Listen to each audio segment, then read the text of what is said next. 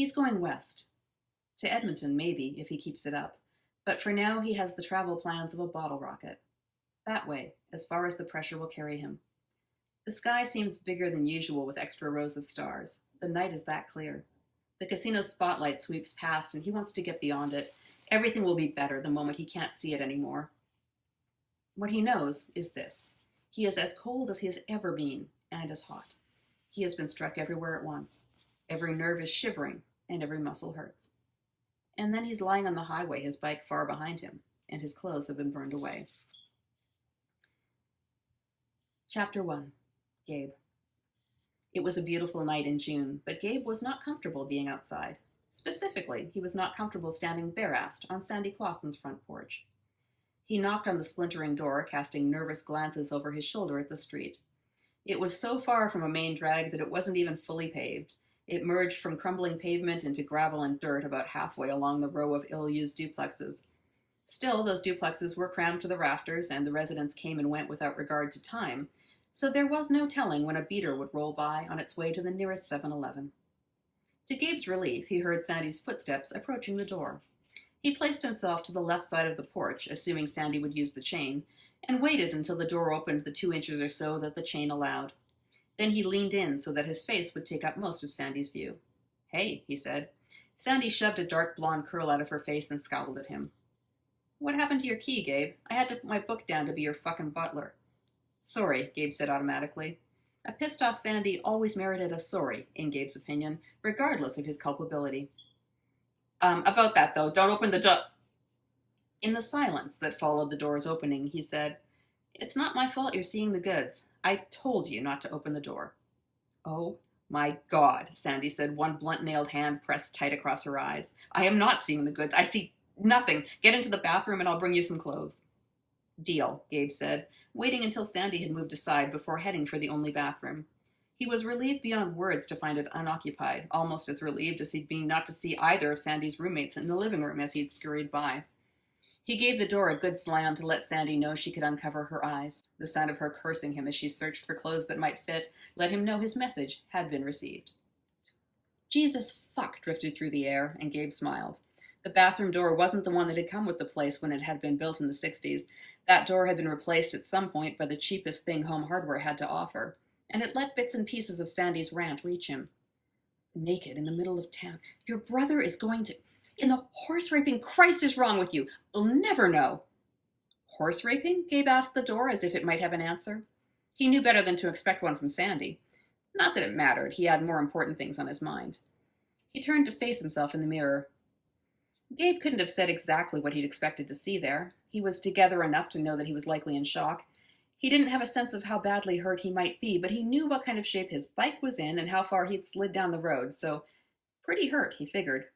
Which was why he stood perfectly still and stared into that mirror for a good long time. He saw nothing wrong. No bruises, no scrapes. His left hand had a healing cut from when Colin had been chopping up ham to throw into the scrambled eggs that morning, and Gabe had put his hand too close to the cutting board. But from a motorcycle accident that Gabe knew, in the dusty 60-watt light of the bathroom, ought to have killed him, there was nothing to see. There had to be, though.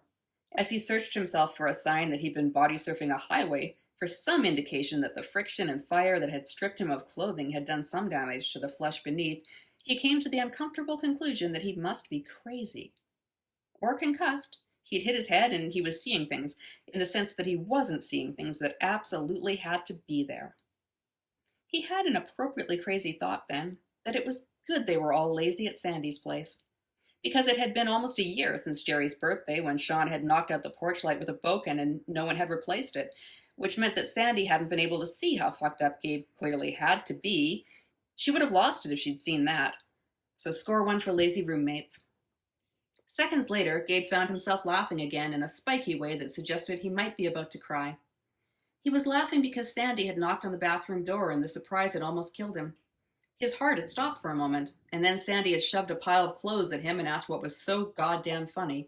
She'd wasted no time in pulling the door shut once the clothes were in Gabe's hands. "I'm proud of you," Gabe told her, raising his voice a little to be heard through the door. "Someday swearing will be an Olympic event, and you'll represent Canada." "Fuck yourself," Sandy suggested in response. The clothes were probably Jerry's, Gabe determined. They were too long, but not much oversized in any other way. Jerry was the tallest in the house and far slimmer than Sean, and Sandy usually dated burly guys. So, it was nice, really, dealing with a problem that he could solve using logic and the basic laws of nature. It was a breath of fresh fucking air, as Sandy might say. Which reminded Gabe that he wasn't exactly cold and hadn't been since this incident had started. He'd noticed the temperature while standing outside, but he hadn't shivered. He'd just known it was a little cold, the way he knew it was a clear night or that Sandy's neighbor's ancient pine tree had a tilt to the left. It had been the excitement, he decided, of the accident, and running from the highway to Sandy's house, and hey, maybe even some of the friction that had worn his clothes away. And he was probably concussed and crazy. "I'm coming out," he told Sandy, "with clothes on." "I'm waiting with bells on," Sandy answered. Sandy. Objectively, there was no reason for anyone with an interest in young men to prefer Gabe with clothes to Gabe without clothes. Sandy wasn't blind, so she knew that. She even knew he was technically legal and then some. But she'd known Gabriel Reese since he was in diapers, and somehow he was always in diapers as far as she was concerned. Which was surreal on an 18-year-old, but there it was. He was always tottering, his baby blue eyes about to darken and his black hair coming in thick, grabbing at the supposedly adorable patchwork jeans her parents had seen fit to dress her in, and pulling himself up to stand. He wasn't swimming in Jerry's clothes. They were the right width for him. The impression was that these were his rightful clothes, but someone had taken a few inches out of his legs and arms when he wasn't looking. Before Sandy could ask whether that had happened, Gabe shot her a nasty glare with those disconcerting Reese eyes and said, "Cram it." Sandy extended an arm toward the living room. "Who was it," she asked, "that said a guest is a jewel on the cushion of hospitality?" "Percival C. Crammit," Gabe said. "I'm not sitting on that couch." Sandy tried to run a hand through her hair, but it got caught in curls about halfway back. She had to relax her fingers and pull her hand up to disentangle it. "Then don't," she said, trying to make her voice suggest the height to which she had had it with Gabe's shit. "We have other chairs." Gabe sulked past her to the nubby green armchair Sean favored and curled up in it as if he were an orphan girl from a Victorian novel. Sandy's mouth twitched. She told it to stop that. Laughing at Gabe was not a good start to getting information out of him. Naturally, when Gabe opened his mouth, he said nothing useful. "You know a cat pissed on that Oh my God," Sandy said. "Will this be the millionth time I have told you this? Should we have fucking balloons falling from the ceiling? No cat has ever pissed on that couch. My grandpa had it before me, and he never had a cat." "So a stray got in one day," Gabe said. "Own up, Sandy. It's not that shameful. A lot of trashy people's couches have been pissed on by cats." Sandy pressed the heel of her hand to the bridge of her nose and counted, silently, to 5-1000. Gabe was picking her ass. He was picking her ass because something was upsetting him. This was what Gabe did and had been since the diaper days. Funny how knowing that made it no less annoying. She crossed the room to sit on the couch. It did have a faint cat piss smell on damp days, along the back on the right side, but the kid would see her eat a live cat, fur and all, before he heard her say so. "Who," she said as calmly as she could, "actually said it? About a guest being a jewel?" Gabe gave her a half-hearted smile. "Nero Wolfe," he said. "I lent you that book." "How'd you wind up naked on my front porch?" Sandy asked as her follow-up. Gabe got a strange look on his face at that. Do I seem normal to you?" Sandy checked his eyes. They didn't seem off. She had seen Gabe chemically altered before. He wasn't now. "You always strike me as kind of abnormal," she said. Gabe didn't smile or glare. He just blinked at her in confusion like he was a curious dog. "You seem like you," Sandy assured him, since assurance seemed to be what he was after. Gabe nodded and the confusion cleared. "Good to know." "So," Sandy said, "naked, porch." "Ah, thereby hangs the tale," Gabe said. Sandy nodded. "So get on with fucking telling it." "Well," Gabe said, "it started when Colin threw me out of the house." Gabe. The guy's okay looking. Just okay.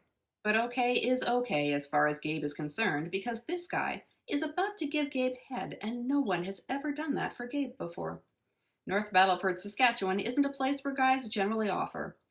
And Colin's at the job site until at least 9 and probably out with the guys after, and Gabe has the house, so obviously the cosmos wants Gabe to get a blowjob at long last. Gabe's on the living room couch, and he's pretty sure Colin wouldn't like that, but it's not as if Colin's going to know about any of this. Mr. O'K's a kisser.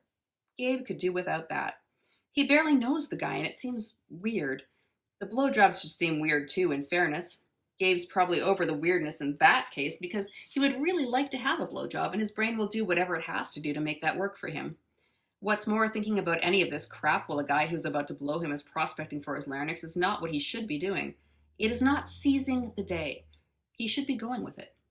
So he slaps his stupid brain into thinking nothing except go with it, go with it, go with it, until his brain is saying it so loudly and so persistently that Gabe almost doesn't hear the sound of Colin's truck crunching gravel on the drive. And then he does. Nothing could ever be important enough for him to not hear that truck. Mr. OK is surprised to be shoved back and lands on the floor ass first, his hands still reaching for Gabe. It is objectively funny.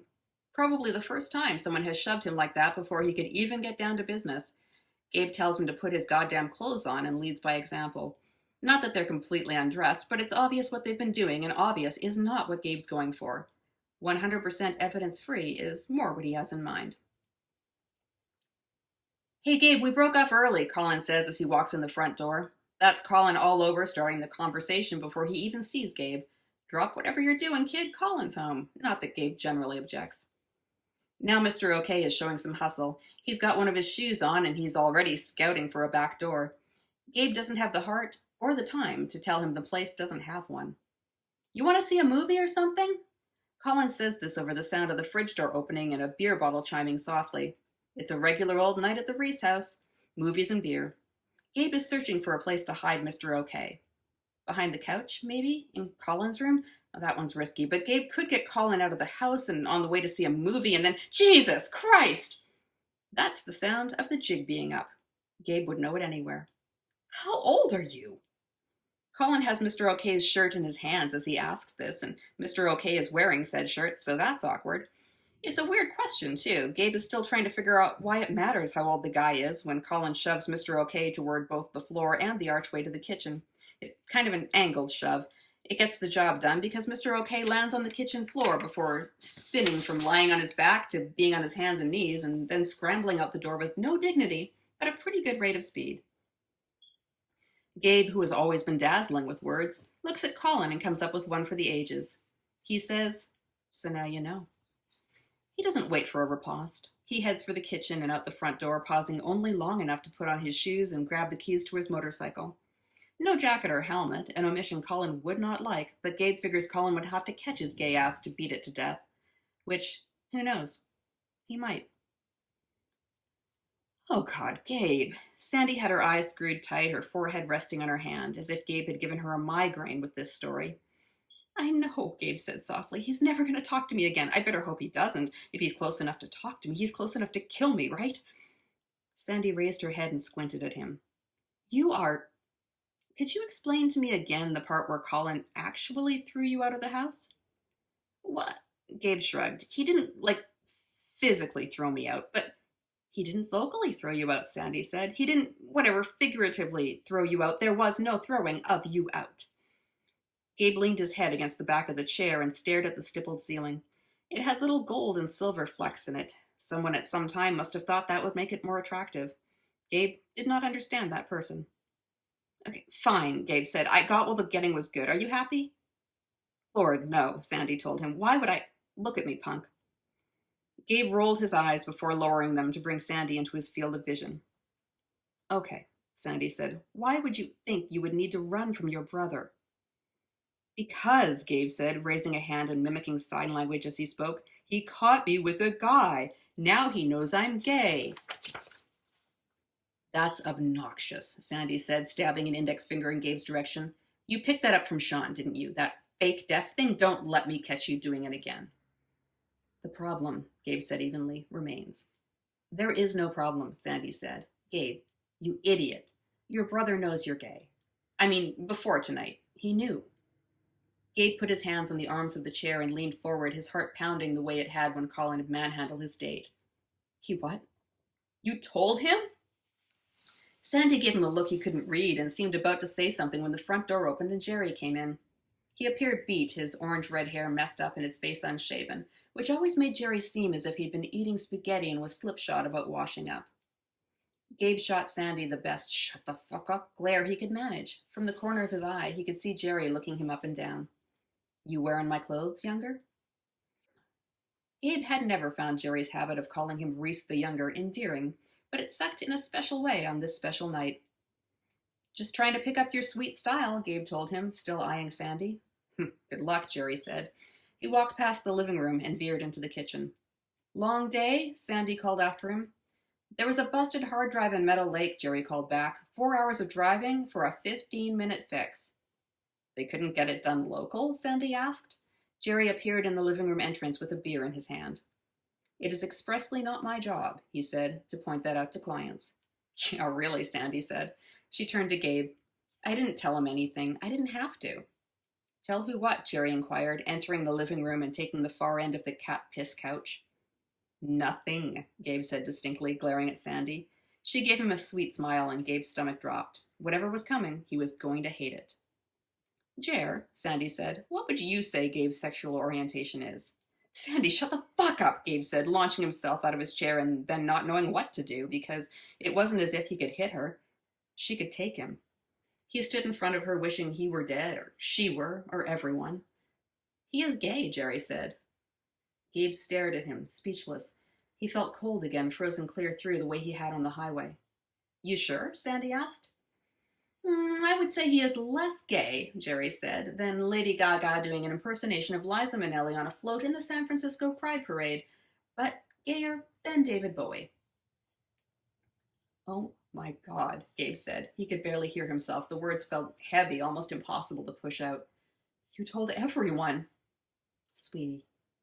Gabe felt something attached to his hand and glanced down to see Sandy holding it, pressing it even. It barely registered. Sweetie, she said, I didn't tell anyone. Gabe kept staring at Sandy's hand, and his. Seeing the touch made it easier to feel. And how do they know? He asked. I've been really careful. We know you, she said softly. And we don't care, honey. Colin doesn't care, I promise.